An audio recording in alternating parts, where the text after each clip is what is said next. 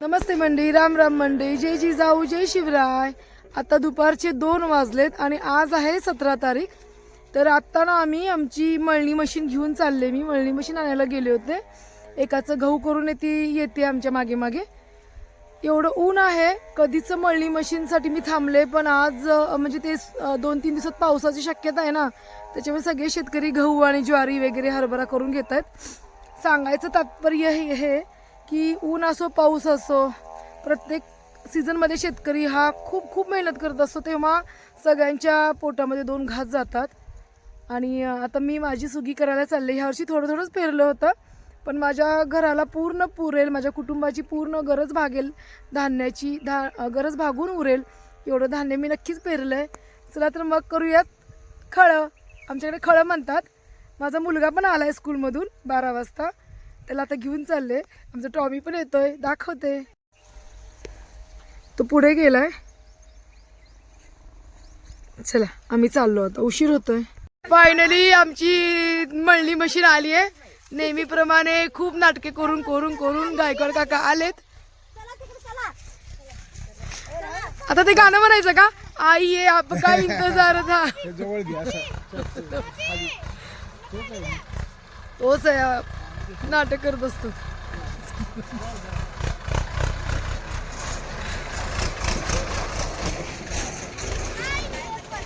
चला खाली चला, चला पटापटा। तिच्या एवढी जनता आम्ही आता पोळं काढणार आहे। बाबा पहिले, अरे ऊन आहे, उन्हात पोळी काढायची नसते। चला आता आम्ही चाललोय खळं करायला। अख्खं ऊन घेतलंय दिवसभराचं। या भाभी आहेत, आमच्या मॅनेजर आहेत, ह्या सगळं करतात।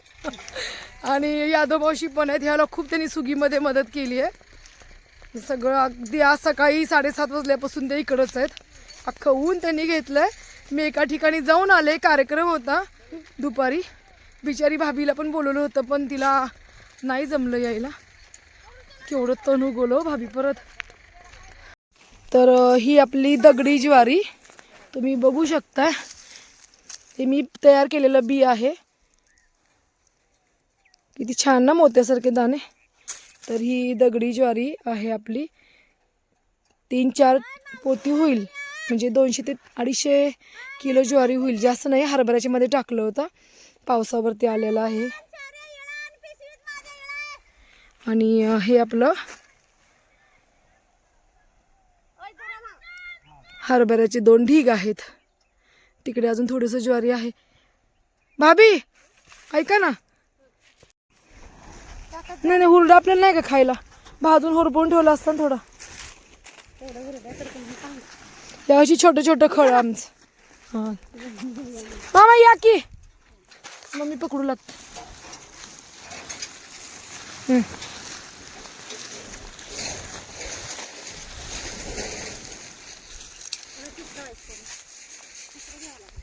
महिना झाला हरभरा काढून, पण अजून थोडेसे दुसरे हरभरे काढायचे होते आणि ते ओले होते, मागास हरभरे म्हणजे मागून लावलेले। त्याच्यासाठी बघितले आणले का तिथंच ठेवले ते ढीग, तिथंच आणलं।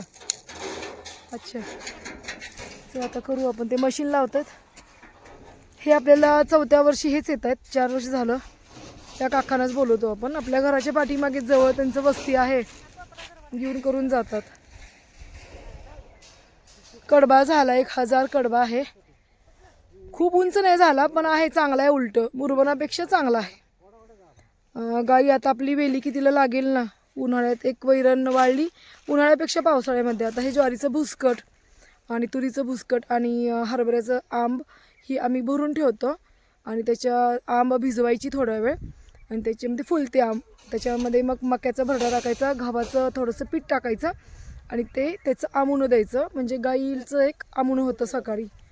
आणि संध्याकाळी मग गोळी पेंड, शेंगदाणा पेंड, जे काय माझ्या हे शेंगदाणा पेंड खातच नाहीत माझी जनावरं, त्यांना सरकी पेंड आणि गोळी पेंडच लागते।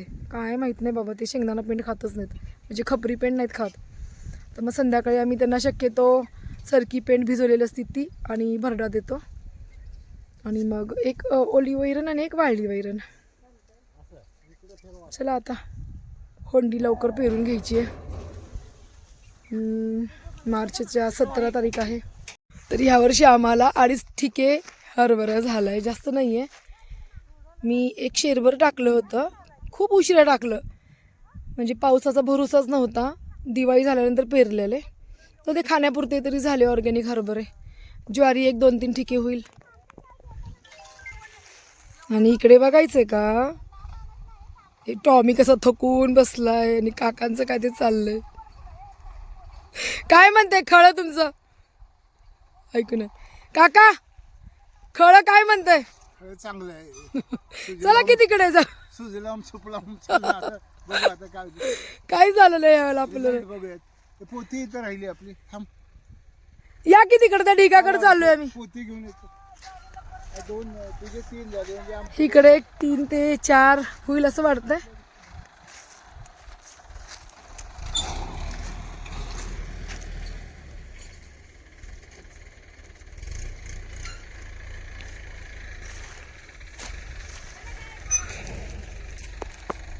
हे हरभऱ्यामध्ये टाकलेली दगडी ज्वारी आहे. थोडंसं खत टाकलं होतं मी, लिंबोळी पेंट वगैरे टाकले. इकडे खूप वाळव्या आहेत ना. आले आले. तर ही मागात ज्वारी आहे बरं का. किती टप्पोरी दाणे आहेत. दगडी ज्वारीचं ब्रँडच तयार केलं मी, खूप शोधून केले. खरं ना, ह्या ज्वारीचं सांगायचं म्हणजे ना, मला ही चर्चनच्या बाजारी म्हणजे जे धान्याची दुकान आहेत ना, तिथून मी एकदा हे आणलं होतं, हुरड्याचं ज्वारी आणली होती. त्याच्यामध्ये मला हे 22 का 23 त्याचे दाणे सापडलेले. ते मी लावले अंगणामध्ये. त्याची 17 ताटं आली आणि 17 ताटांना 5-5 कणसं आली.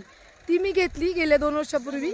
आणि त्याच्यानंतर मग त्या 1 किलो ज्वारीपासून मी आज इतकी ज्वारी केली आहे. इतकी ज्वारी 10 क्विंटल गेल्या वर्षी झाली आणि यावर्षी बियाणासाठी भरपूर झाली आहे. उशिरा पेरून पण ना तिचं हे नाही झालेलं, पाखराने अजिबात नाही खाल्लेली यावेळेला.